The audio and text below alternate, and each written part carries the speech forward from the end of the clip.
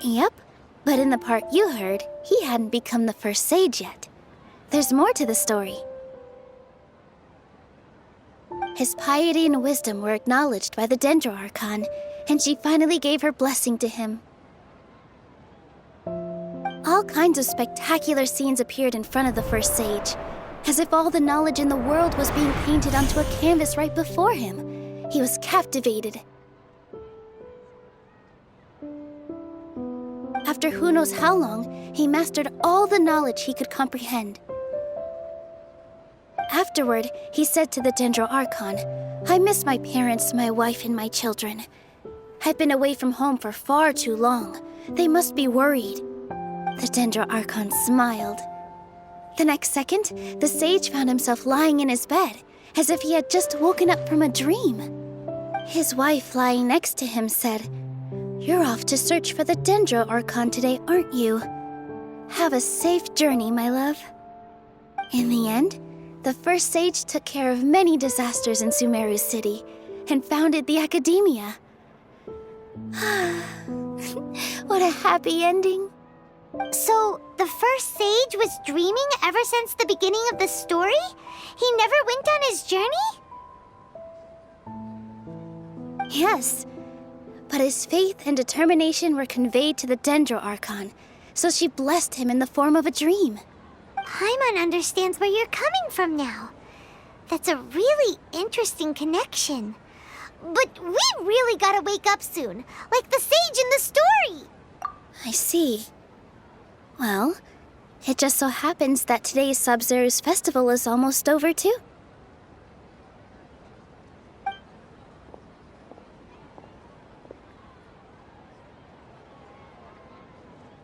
Since we're in a dream, let's make this final dance of Sub-Zero's as beautiful as we can.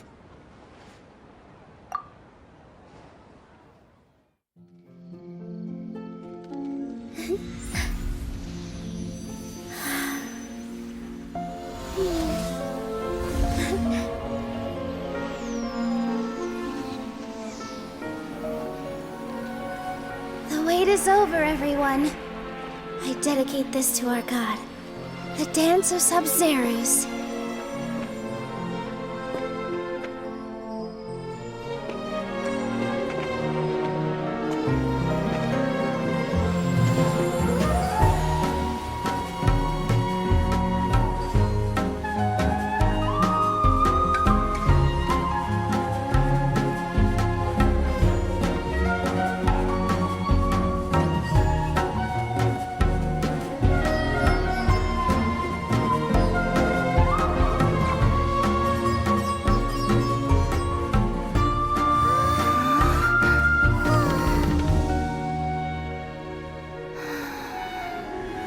I'd be lying if I said I had no regrets. I would have loved to see Nilou's dance.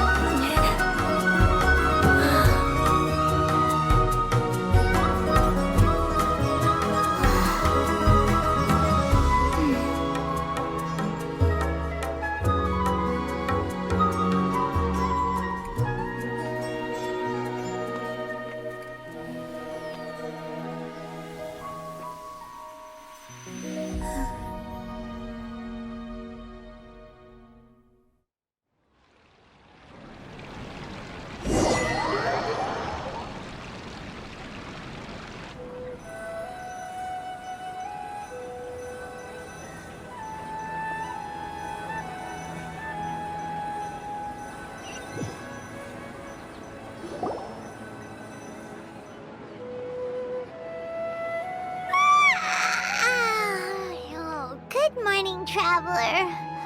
Oh, Paimon feels like she's been asleep for the longest time. Paimon's head feels super heavy. Did we oversleep? Do you even remember going to sleep last night?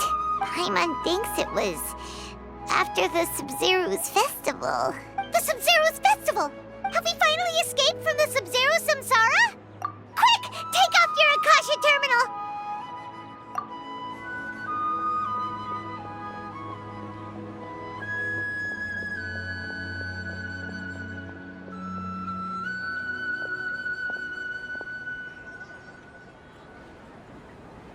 She's not in her room. What happened? Huh? What usual spot?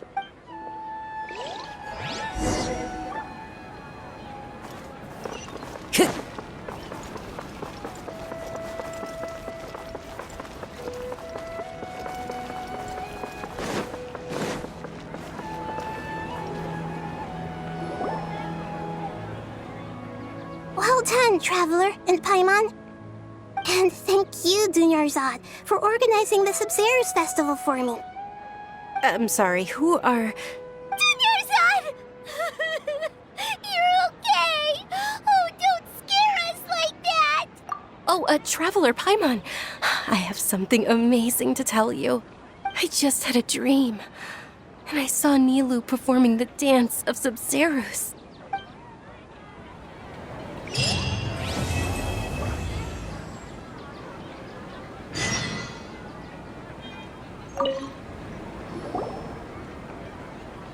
You're actually Nahida, aren't you? Paimon felt like Catherine was acting weird when we met at the Sub-Zero's festival. And... Dunyarzad, did you save her? It's a really long story. We shouldn't disturb her. Her consciousness is still weakened. Let's chat somewhere else. How about by the Traveler's favorite bench?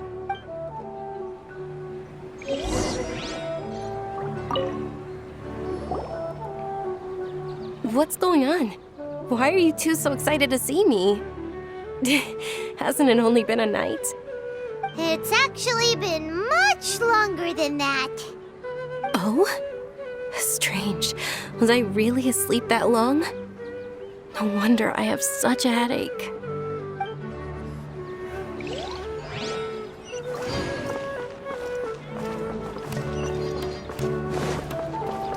Time to go.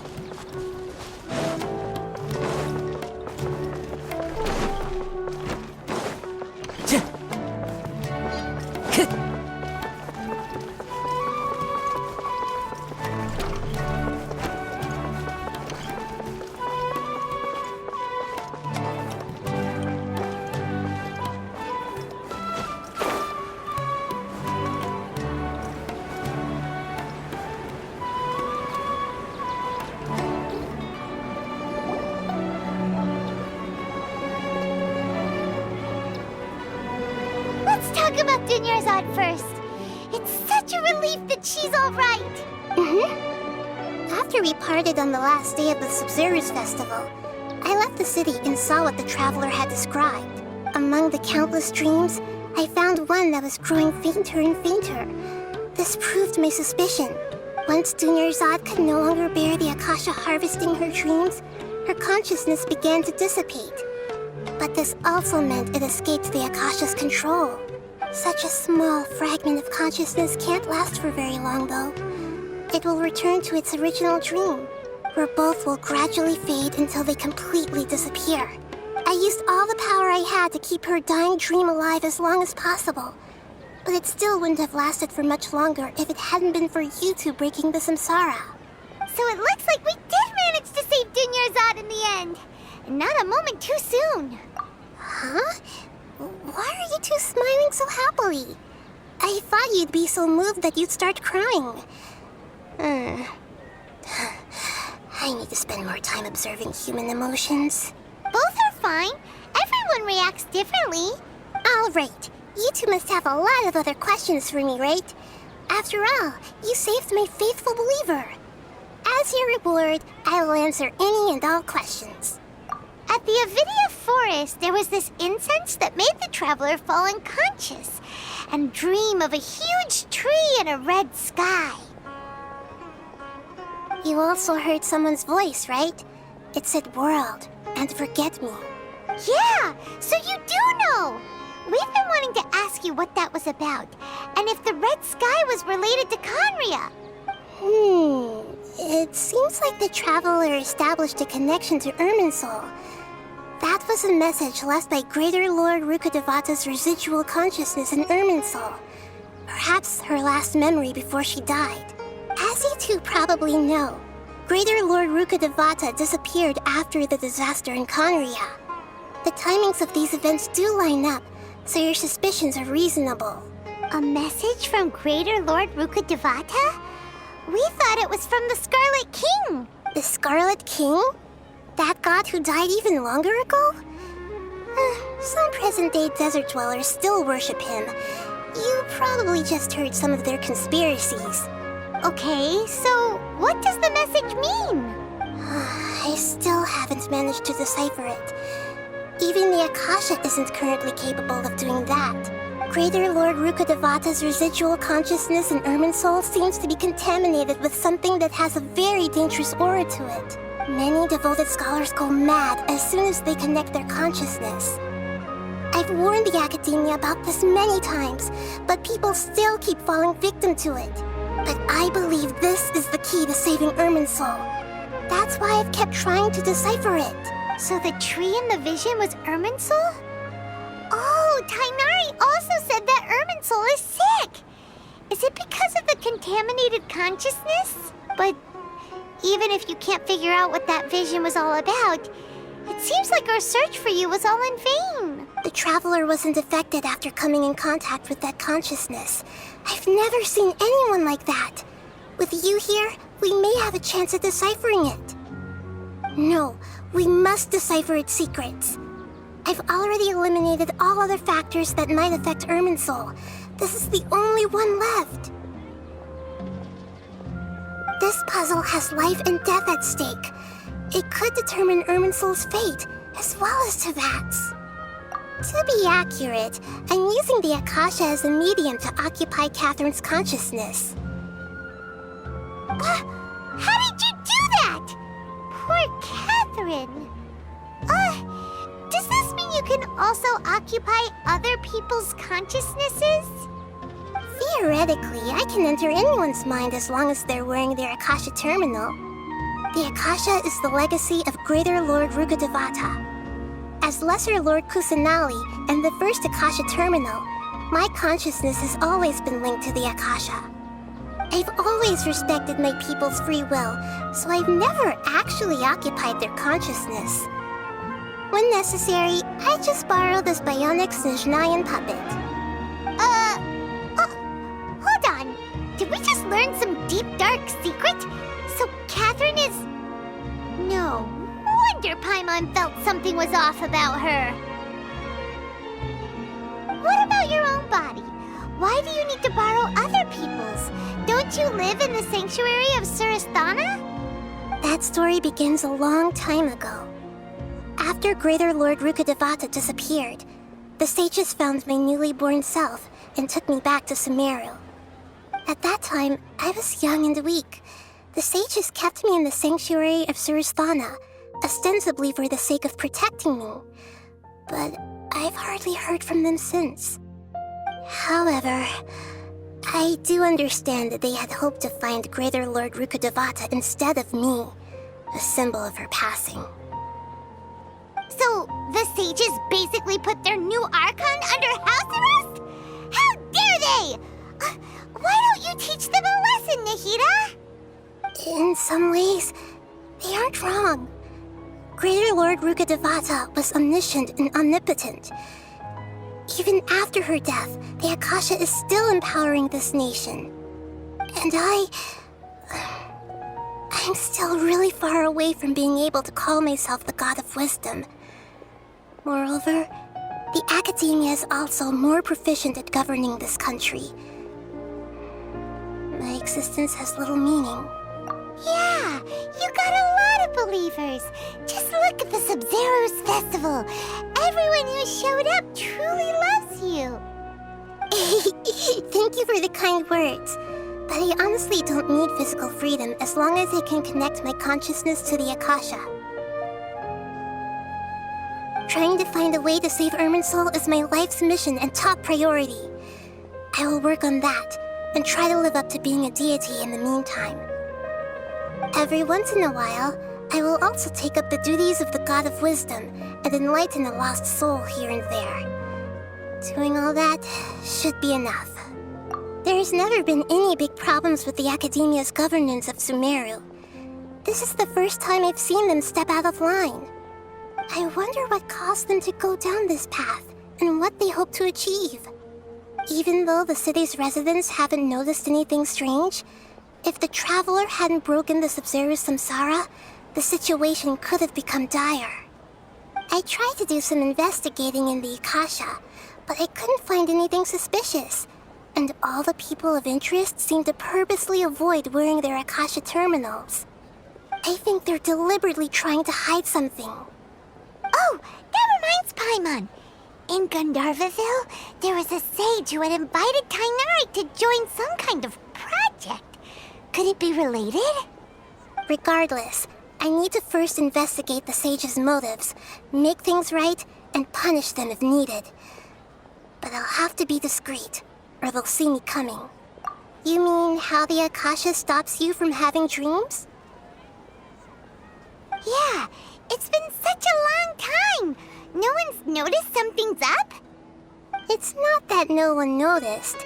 It's more like no one cared. Ultimately, it's all rooted in the sage's misdirection. Misdirection? The sage has convinced everyone to believe that being unable to dream is a sign of rationality and wisdom. Not dreaming is a badge of honor in Sumeru. Even if the truth is that their dreams are being reaped by the Akasha. With their propaganda in place, the sages can maximize their use of the Akasha to facilitate their research.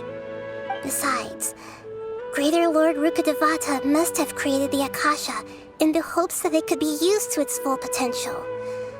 That's why I've never come out strongly against this. Anyway, the perspective advocated by the sages drowned out any voices of doubt. By now, even those who never use Akasha terminals find it too shameful and embarrassing to talk about their dreams. Got it! I hope my answers were satisfactory, seekers of knowledge. To be honest, maintaining Dunyarzad's fading dream took a lot of mental energy. I think I may need to rest for a while. Oh, and you don't need to worry too much about the sage's activities for now. The Akasha won't be able to conduct another project on the scale of the Sub-Zero's samsara in the immediate future. Go and get some sleep. Leave everything to us. What a relief. This is truly the most exhausting birthday I've ever had. Traveler? Paimon? Why am I here? Do either of you know? Maybe you were sleepwalking. You know you can't wake up a sleepwalker. We happened to walk by, so we thought we'd wait for you to wake up. I see. Huh. I should visit my maintenance personnel sometime. Oh, I'm fine. I better go. Thank you.